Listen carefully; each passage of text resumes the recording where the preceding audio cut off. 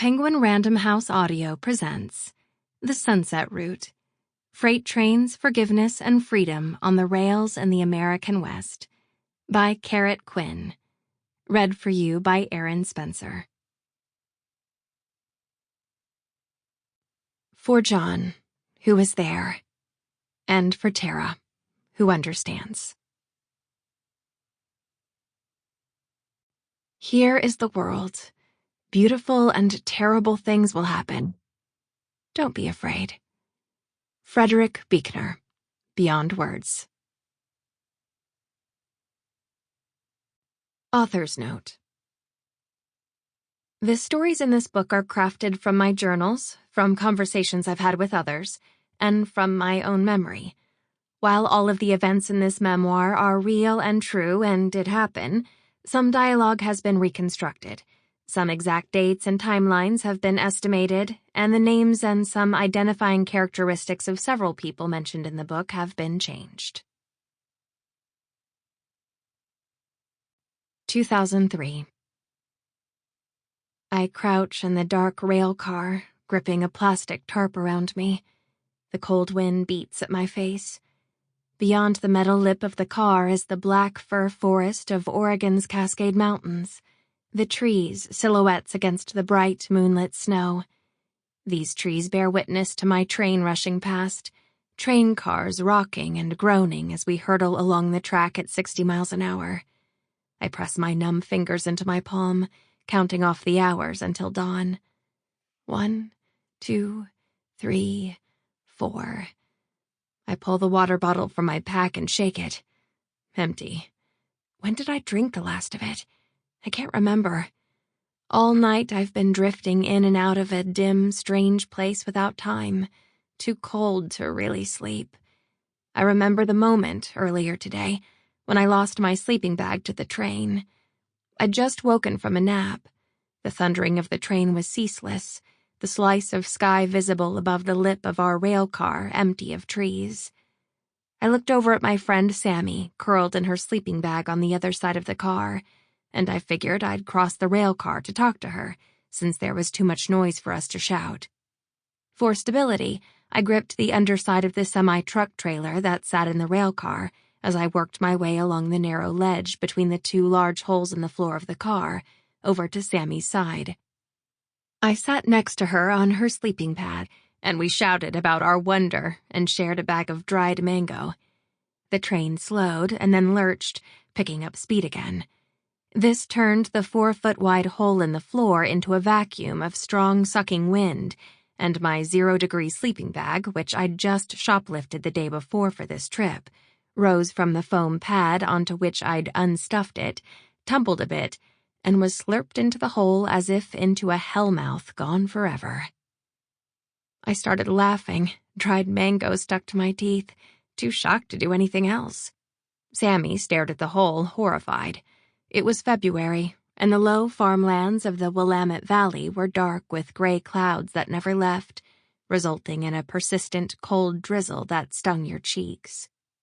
I might be okay without a sleeping bag here, but in a matter of hours our train would climb into the Cascades, and we weren't entirely sure, but we figured it would be colder up there. Maybe there would even be snow. "Fuck, fuck, fuck!" I yelled into the wind.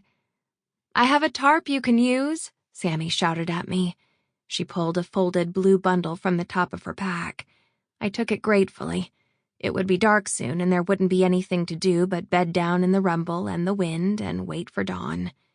I crossed back to my side of the car and sat on my foam pad, taking stock of my things.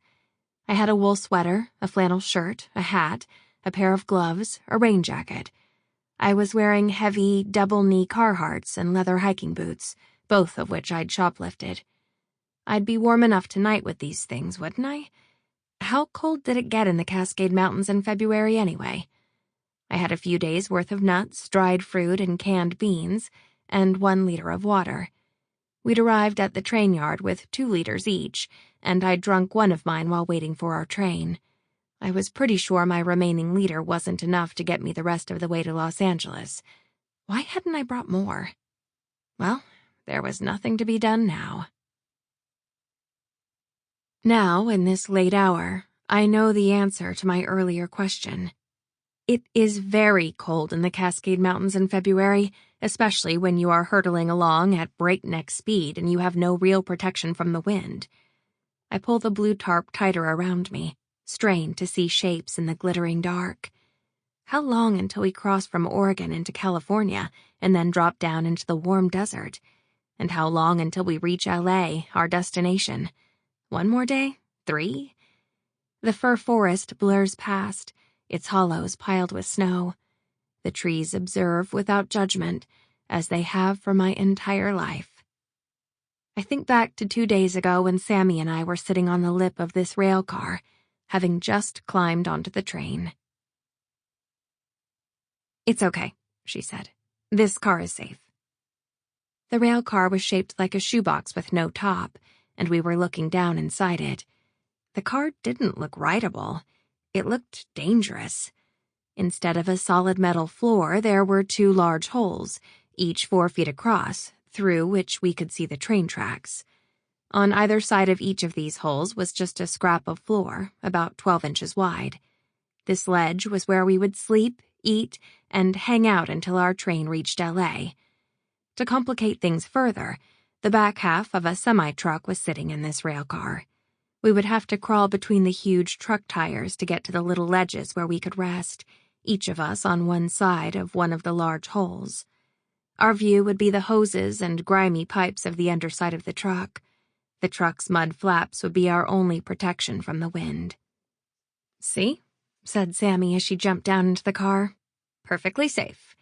She pulled off her large canvas military backpack and pushed it in front of her, under the axle of the truck. She reached a ledge and clipped the straps of her pack around a metal pipe that ran the length of the rail car.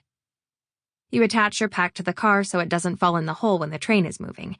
Then you just make sure that you don't fall in the hole." I followed on my hands and knees, gripping the edge of the rail car. A hiss, like a bike tire deflating, ran the length of the train, from one car to the next, the brakes releasing. I had been told to listen for this sound. The train lurched. There was a scream of twisting metal, and the tracks below us began to move. The train was moving. I had climbed onto a freight train, and now it was moving. "Shit," said Sammy. "Get under here, quick. We don't want the bull to see us." Bull, I had recently learned, was what the rail cop was called.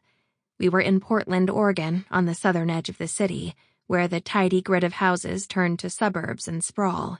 We'd caught the train where our friend Andrew, who had ridden so many trains his Carhartt pants shone like waxed canvas on account of all the diesel grease, had told us to catch it. He'd told us which city bus to take south, which stop to get off at, to look for the Burger King and the underpass and the blackberry brambles, to arrive in the morning and wait under a tree out of the rain, that eventually our train would come. He told us what to look for. Not grainers with no place to ride, not boxcars like in the movies, not oil tankers. Intermodal trains, that's what you wanted. Double stacks. 2 colorful freight containers in a car like an open shoebox. He'd said that most of the double stacks on the train, which might be up to 2 miles long, would not be rideable, but 1 or 2 of them would be. We'd know by the numbers on the side of the car and whether or not they were ridged or smooth. The train to LA, when it arrived, it came every day but Sunday, Andrew had said, would stop for 15 minutes max. That's all the time that we would have. Our train had come, it had slowed, it had stilled. We'd run along it on the slanted ballast, lungs burning, tripping over the railroad ties. Our packs jostled against our backs, and the resting cars ticked, ticked, as though alive. The units, that's what the engines are called, and there were 4 of them on this train, enough to pull it up over the Cascades, were far ahead. So far we couldn't see them, nor could we be seen by the engineers that manned them. We'd found this car that was, according to Sammy, perfectly safe. We'd climbed inside it, and now the train had begun to move again, toward a road crossing where the bull, Andrew had said, would be parked in an unmarked white SUV. The bull would watch the train go by and look for signs that there were riders. If he saw us, he would stop. Sample complete. Ready to continue?